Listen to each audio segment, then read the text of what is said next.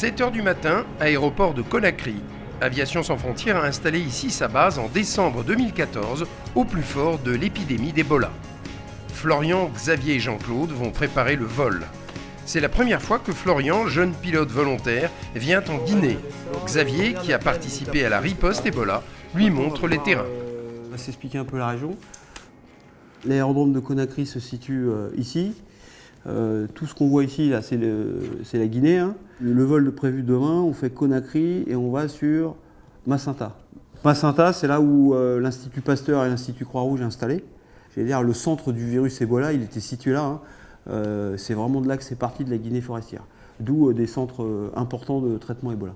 Petit à petit, on se forme, en fait, c'est ça, on se forme sur le tas. Moi, ma première mission, c'était avec un commandant de bord très expérimenté.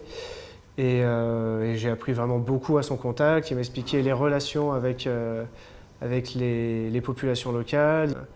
On prend l'expérience et puis on s'habitue un petit peu au contexte. Pour Florian, c'est sa première mission ici en Guinée. Donc Xavier, qui est le commandant de bord de la mission, vient de lui expliquer les petits détails de cette mission qu'il va falloir qu'il intègre dans son comportement.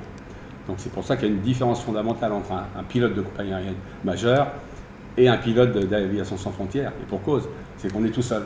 Donc il faut s'occuper de faire la prévol, faire le plein, gérer les opérations, surveiller le chargement, peser les bagages des passagers, parce qu'en général, il y a une tendance naturelle à essayer de prendre plus que ce qui est autorisé, vérifier les autorités de l'aviation civile locale, et tout ça c'est un travail qui n'apparaît nulle part sur les papiers, mais qui doit être fait, parce que sinon on ne peut pas partir. Et Florian, t'es où là?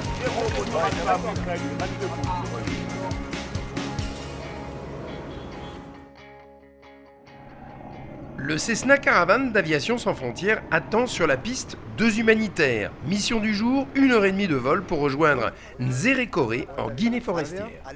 Alimou, ok. Bonjour. Bonjour, ça va? C'est CC, c'est ça? Oui, c'est ça. Ok, bon. On y va? Quand tu prends un peu la route de Conakry jusqu'à Nzérékoré, tu as au moins 24 à 48 heures de route.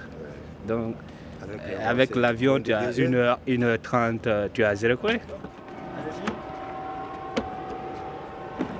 C'est verrouillé à gauche. Canal Lights. Canal Lights, on. Allez, c'est parti.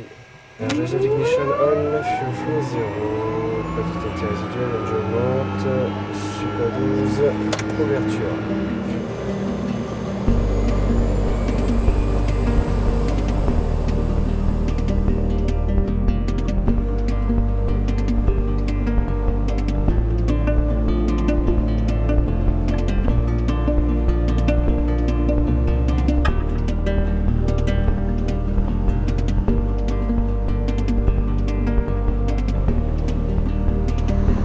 Prochaine altitude 3002. Ignition normal, lights all on, standby. Il reste les volets 30. Piste en vue.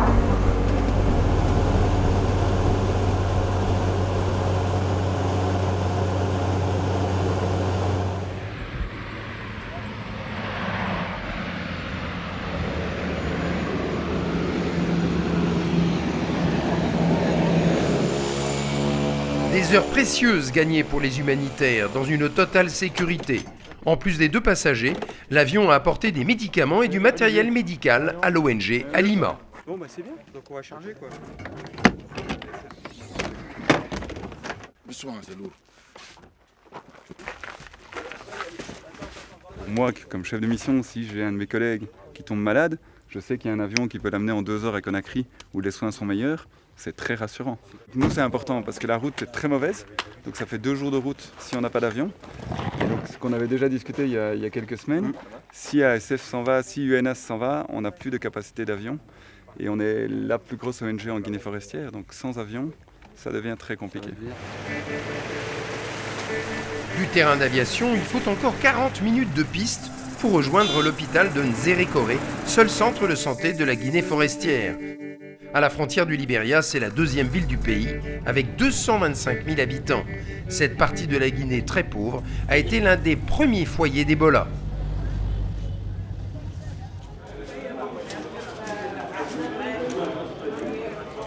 L'hôpital manque de tout. L'ONG Alima lui apporte son soutien avec du matériel médical et des médicaments. Donc depuis fin juillet, on accompagne le service de pédiatrie de l'hôpital régional de Nzérékoré. On a dû importer très rapidement des médicaments de Conakry et donc on l'a fait avec les avions de Aviation Sans Frontières. Il suffit qu'on ait par exemple beaucoup de transfusions sanguines, on a besoin de beaucoup de poches de sang, mais là il faut faire venir des poches de sang en urgence de Conakry, donc c'est toujours un besoin urgent en permanence. Les avions caravanes d'Aviation Sans Frontières, véritables 4x4 volants, sont parfaitement adaptés à ces urgences pour atteindre les endroits les plus inaccessibles. Ils peuvent transporter 9 humanitaires, effectuer des rapatriements sanitaires ou charger jusqu'à 1 tonne de fret.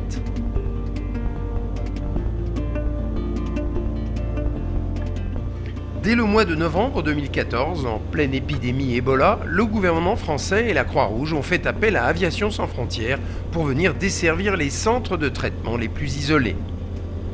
Macenta représentait un gros challenge, il fallait rouvrir une piste inutilisée depuis 30 ans, objectif désenclaver le centre, transporter et rapatrier les personnels contaminés ou non.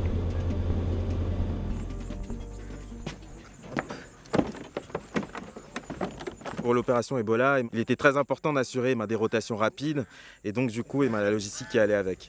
Avoir l'appui de ASF a été très très important pour l'opération. En Guinée, Ebola a touché 28 000 personnes et en a tué 11 000. Ce centre a été monté en quelques semaines. Hygiénistes, médecins, psychologues, infirmières, ici plus de 200 personnes se sont relayées 24 heures sur 24 pour soigner les malades.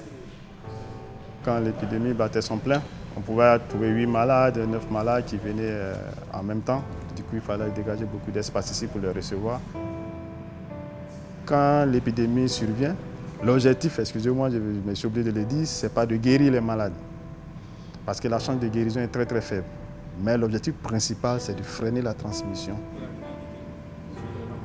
Tous les patients qui arrivent ne sont pas forcément prêts à entendre le verdict. Voilà, à tout ça. C'est ça. La mission, c'était de transporter éventuellement des contaminés dans les conditions qu'on avait expliquées aux affaires étrangères à Paris. Mais voir ça, ce que je vois aujourd'hui, c'est incroyable. C'est juste incroyable. Ces gens-là, ce sont des gens extraordinaires, un courage extraordinaire. Je dis même à la limite téméraire. Car le virus est extrêmement contagieux. Il tue plus de 70% des personnes contaminées. Combinaisons, gants, lunettes, masques, mais aussi tabliers et bottes, aucune parcelle de peau ne doit être exposée. Et une civière bulle a même été spécialement conçue pour pouvoir rapatrier par avion les personnels de santé contaminés lors des soins. Cette civière, on nous l'a amenée au pied de l'avion et il y avait un malade dedans. Donc là, aujourd'hui, elle est vide. Mais quand il y a un malade dedans, c'est beaucoup plus difficile à transporter parce que c'est déjà beaucoup plus lourd. Pour manipuler la civière dans l'avion, c'est les pilotes qui étaient quand même les plus à même de pouvoir la manipuler et l'attacher. Donc forcément, on était quand même près de la civière. Faire ça, venir ici, transporter des malades contaminés dans l'avion, mais avec toutes les précautions prises. Si on a eu un petit incident, un petit accident, il y avait 90% de chances qu'ils soient contaminés dans la foulée. Et pour les pilotes qui sont venus ici pendant 9 mois pour travailler, pour transporter les gens, pour eux, c'est une valeur extraordinaire.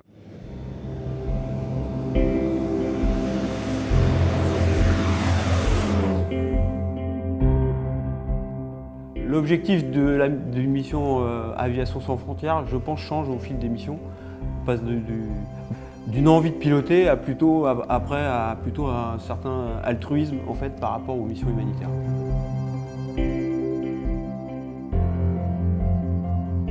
Quand j'ai commencé, moi ce que je voyais surtout c'était l'intérêt pour le pilotage et le style de mission. Et petit à petit, à force de côtoyer des humanitaires qui sont investis pleinement, on voit des gens qui sont sur le terrain 6 mois, 1 an.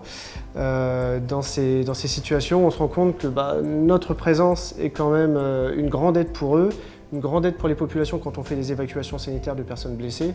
Et c'est là que petit à petit, de fil en aiguille dans les missions, on a de plus en plus cette envie de faire la mission bien pour venir en aide aux populations, pour venir en aide aux autres ONG qui travaillent sur le terrain.